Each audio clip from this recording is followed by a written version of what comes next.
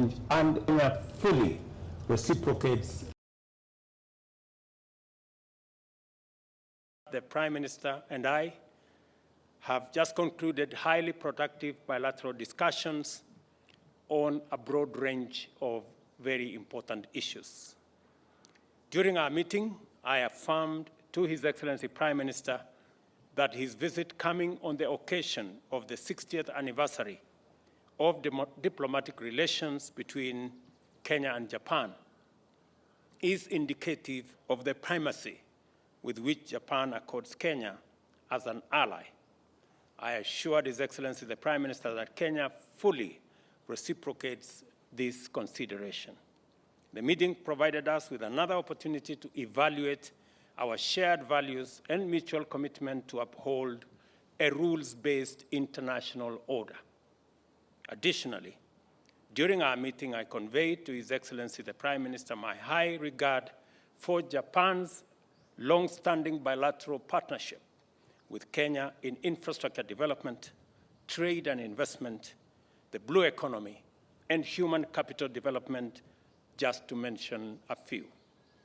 The Prime Minister and I exchanged views on numerous international issues of mutual interest, including those that Kenya, as an African state, especially desires Japan to take up in its capacity as the chair of 2023 G7.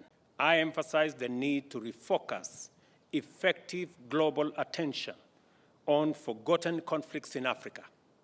I've revisited our agreement with the recent G7 ministerial statement, which noted the urgent need to reinforce peace and security in the Horn of Africa, meet serious humanitarian needs, and build resilience in this region.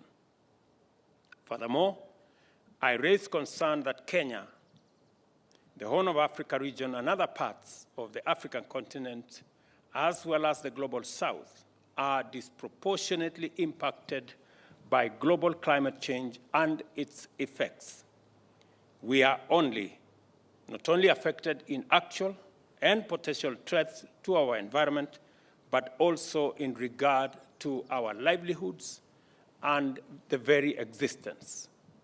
I called on Japan and G7 to lend robust support to initiatives aimed at addressing climate change, which include the Africa Climate Summit, which will take place here in Nairobi between September 4th and September 6th this year.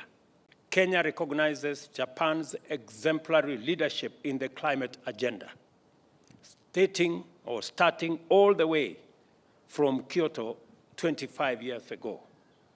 Japan's commitment of 6.5 trillion yen to climate finance for developing countries for the 5 years from 2021 to 2025 is commendable. Your Excellency, we do not take for granted Japan's huge investments and support for Kenya's geothermal power development through technology, capacity building, and finance. We share with Japan the conviction that climate emergency requires substantial scaling up of financial flows to developing countries. On Africa, Kenya welcomes Japan's support for the implementation of the Africa Union's Agenda 2063, which is the continent's blueprint for sustainable development and management of strategic partnership. His Excellency and I also discussed the situation in Sudan, and we underscored the need for the international community to support Kenya, IGAD, and the Africa Union in ongoing diplomatic efforts to resolve the conflict.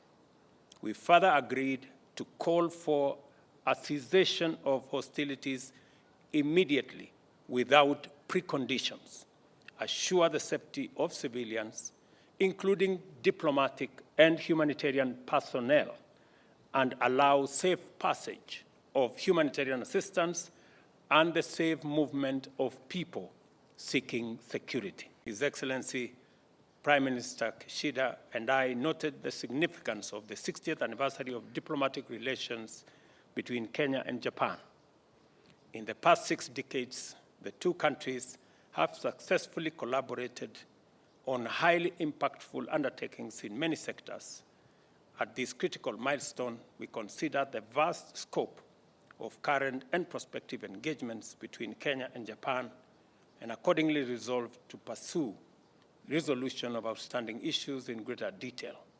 We also committed to a firm and equivocal statement on the aggression by Russia in Ukraine. And as Kenya, we believe in a rules-based international charter. The UN Charter provides a framework for respect of independence, territorial integrity of all countries. We've called for the cessation of the war and revert to dialogue as a mechanism of resolving any disputes. The continued war is denying opportunity for the people in Europe, creating huge roadblock on trade, especially of commodities, to the African continent, creating huge crisis of food and supply of agricultural farm inputs, including fertilizer, to our continent. And we call on the international community to work in concert and to collaborate in bringing the Russia-Ukraine war to an end. I expressed my grave concern and added how encouraged I am about the initiative by President Ruto offering his mediation in an effort to try to resolve the situation by Africa themselves.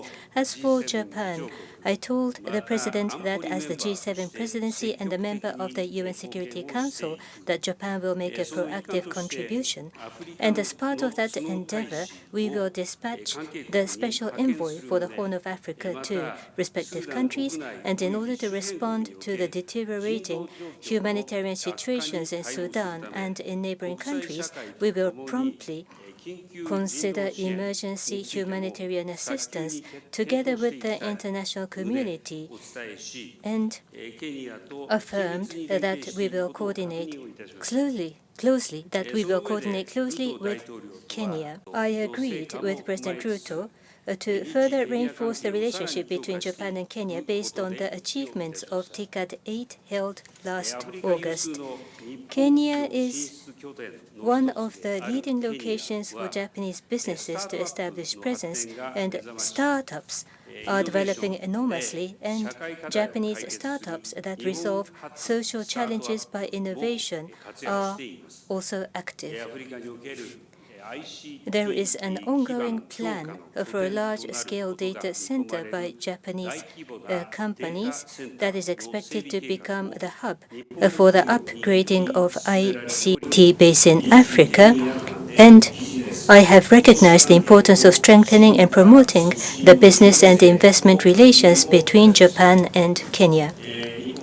Japan emphasizes investment in people.